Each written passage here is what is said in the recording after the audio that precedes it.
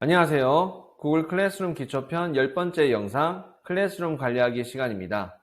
이번 영상은 기초편의 마지막 영상으로 클래스룸을 개설하시고 운영하심에 있어서 클래스룸 전체를 어떻게 관리할 것인가에 대한 내용으로 꼭 시청하셔서 관리에 차질이 없으시기를 바랍니다. 자, 그러면 목차로 들어가 보도록 하겠습니다. 클래스룸을 이동, 클래스룸을 복사, 클래스룸을 보관 처리, 클래스룸을 복원, 클래스룸을 삭제하는 기능에 관련된 내용인데요. 이 내용들을 전체를 숙지하고 계셔야 전체적인 클래스룸을 관리하시는데 지장이 없으실 것으로 생각됩니다. 자, 그러면 클래스룸을 이동해서 이 내용들을 하나씩 살펴보도록 하겠습니다. 자, 지금 보시면 교사 인터페이스로 제일 첫 화면, 클래스룸 첫 화면으로 들어온 것으로 확인이 되어지고요. 지금 보시는 대로 클래스룸은 3개가 개설이 되어져 있습니다.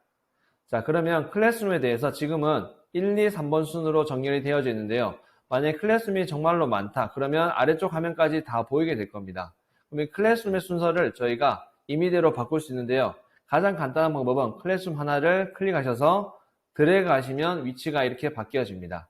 지금 보시는 것이 가장 기본적인 이동의 형태입니다. 다시 한번 해보겠습니다. 클래스룸을 클릭해서 드래그 하시면 순서가 바뀌게 됩니다. 그리고 두 번째 방법을 말씀드릴 건데요. 클래스룸을 점 3개를 누르시게 되면 이동이라는 버튼이 보이게 됩니다. 클릭하시면 클래스룸 전체가 보이게 되고 하나의 클래스룸을 선택하시면 그 클래스룸을 선택한 수업 다음으로 클래스룸이 이동이 되어집니다. 클릭해 보겠습니다. 클릭하게 되면 이 클래스룸이 제일 마지막으로 이동이 되어졌죠. 다시 한번 해보겠습니다. 이동. 그러면 클래스룸이 이런 식으로 이동이 되어집니다. 이렇게 하는 이유는 여러 가지 클래스룸 운영하실 때 지금 당장 수업하는 클래스룸을 가장 최우선적으로 왼쪽 상단으로 배치를 하셔야 될 겁니다. 그래서 드래그 앤 드랍 또는 여기 점 3개 눌러서 이동이라는 버튼을 누르셔서 이용하시면 좋으실 것 같습니다. 자, 두 번째 기능인데요. 두 번째는 클래스룸에서 점 3개를 클릭하시면 복사 버튼이 있습니다. 자, 이 말은 클래스룸 전체를 복사하는 건데요. 복사 버튼을 누르게 되면 지금과 같은 문구가 뜨게 됩니다. 복사한 주제와 수업 내용이 항목된 포함된 수업을 만듭니다 되어 있죠. 출석부와 공지사항은 복사가 되지 않습니다 라고 되어 있습니다. 그리고 수업 이름을 바꿀 수 있는데요. 제가 한번 만들어 보겠습니다. 자, 복사를 눌러서 원래 있던 수업에 있는 컨텐츠를 그대로 복사해서 하나의 또 다른 클래스룸을 개설해 보도록 하겠습니다. 자, 시간이 좀 걸려지고요.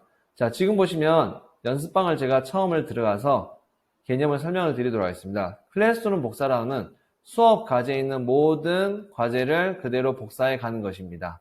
아까 전에 보셨던 것처럼 스트림에 있는 내용, 공지사항이죠. 여기 있는 내용과 사용자에 있는 내용, 교사와 학생의 인적 사항들, 복사가 전혀 되지 않아지고요. 당연히 성적 탭에 있는 것도 복사가 되어지지가 않습니다. 순전히 수업에 있는 컨텐츠만 복사가 되어진 것으로 확인이 되어진데 실제로 그 클래스룸으로 들어가서 확인해 보도록 하겠습니다. 자, 수업에 가시면 복사본 클래스룸 보이시죠? 들어가 보면 자, 스트림에는 아무것도 없죠, 지금. 수업 과제에는 방금 전에 클래스룸에 있었던 것과 동일한 수업 과제가 모두가 복사가 되어졌습니다. 모두가 그리고 초안 형태로 임시 저장이 되어져 있습니다. 과제가 부여된 상태가 아니고 부여되기 일보 직전인 상태로 유지가 되는 거죠. 사용자 탭에도 아무것도 없고요. 성적 탭에도 아무것도 없습니다. 그래서 결론을 다시 한번 말씀드리면 클래스룸 복사를 하게 되면 클래스룸 자체에 있는 수업 콘텐츠가 그대로 복사가 되어진다는 것을 확인할 수 있습니다. 자, 그 다음인데요. 클래스룸을 운영하시다가 마지막 학기 말이나 학년 말이 됐을 때 클래스룸을 이제 없애고 싶으시잖아요. 보통 삭제를 떠올리시는데요. 클래스룸을 클릭해 보시면 삭제 버튼이 보이지가 않습니다. 삭제를 못하는 건가? 자, 삭제를 할 수 없지만 보관 처리라는 메뉴가 있습니다. 보관 처리 해보겠습니다. 보관 처리하게 되면 팝업 창이 하나 뜨게 됩니다.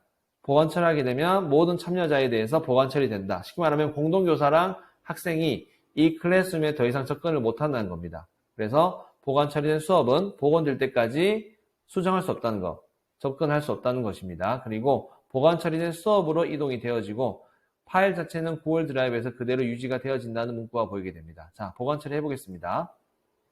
자, 제 눈에서 일단은 보이지가 않아요. 일단 교사 입장에서 보이지가 않고요. 학생 입장에서 이 클래스룸 한번 보도록 하겠습니다. 자, 지금은 가상학생으로 지금 제가 클래스룸을 하나 가입한 상태로 보여지는데요. 제가 새로 고침 해보게 되면 자, 클래스룸이 하나도 없게 됩니다.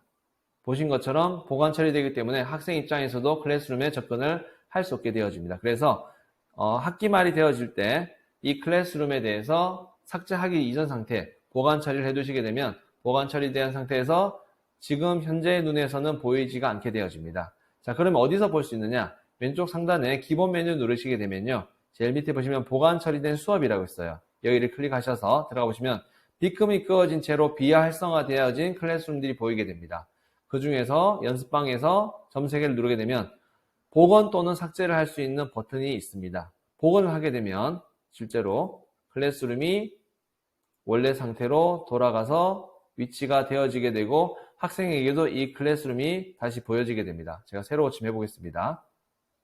자, 학생 입장에서도 이 클래스룸에 접근이 되어지고요. 다시 교사 입장으로 들어와서 다시 보관 처리해 보겠습니다.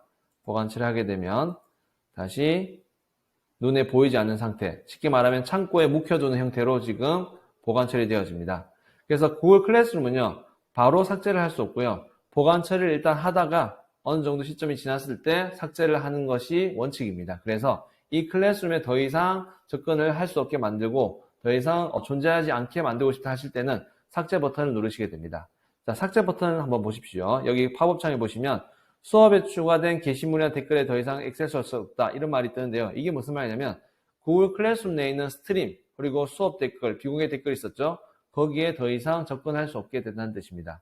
그렇지만 클래스룸 내에 연동되어져 있던 모든 과제 파일들, 자료 파일들은 구글 드라이브에 남아 있습니다. 쉽게 말씀드리면 클래스룸 폴더는 드라이브에 남아 있다는 거죠. 그리고 이 작업은 불가역적이라는 것, 실행 취소가 될 수 없습니다. 그래서 삭제 버튼은 상당히 신중히 생각해 보시고 선택을 하셔야 될 문제고요. 기본적으로는 수업이 종료되었다. 학기 말이나 학기 말이 되었을 때는 이런 형태로 보관 처리하시는 것이 우선적으로 필요합니다. 그래야지만 본인이 실제로 운영하고 있는 클래스룸에서 좀 더 방해받지 않는 형태로 운영을 하시기에 용이하실 것 같습니다. 자, 지금까지 구글 클래스룸 기초편 영상을 시청해 주셔서 감사드리고요. 이번 영상을 통해서 여러분들께서 처음 접하시거나 익숙하시지 않은 분들께서 구글 클래스룸에 좀 더 효과적으로 접근하시고 도움이 되셨기를 빌어봅니다. 여러분들의 수업에 힘이 되기를 바라며 이번 영상을 마치겠습니다. 시청해 주신 여러분 감사합니다.